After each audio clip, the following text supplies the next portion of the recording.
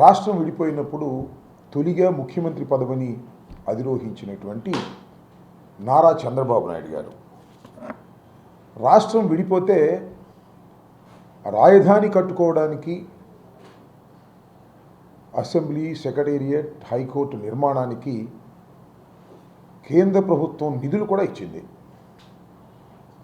కానీ చంద్రబాబు నాయుడు గారు అతి తెలివనాలో, స్వార్థమనాలో, అవినీతి అనాలో తెలియదు, కానీ ఆయన ఈ మూడు కట్టుకోకుండా ఒక పెద్ద రాజధాని నగరాన్ని నిర్మిస్తాను అని ముందుకొచ్చాడు.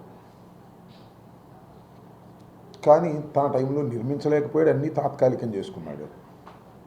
ఆ తర్వాత మేము 3 రాజధానులు అంటే ఏం తిప్పలు పడ్డారో, ఏం చేశారో అది కాకోకుండా వ్యవస్థలన్నింటినీ మేనేజ్ చేసి ఒక్క అడుగు కూడా ముందుకు వేయనివ్వలేదు. మళ్ళా ప్రభుత్వం వచ్చిన తర్వాత చంద్రబాబు నాయుడు గారు మళ్ళీ అమరావతి గురించి మాట్లాడుతూ ఉన్నాడు.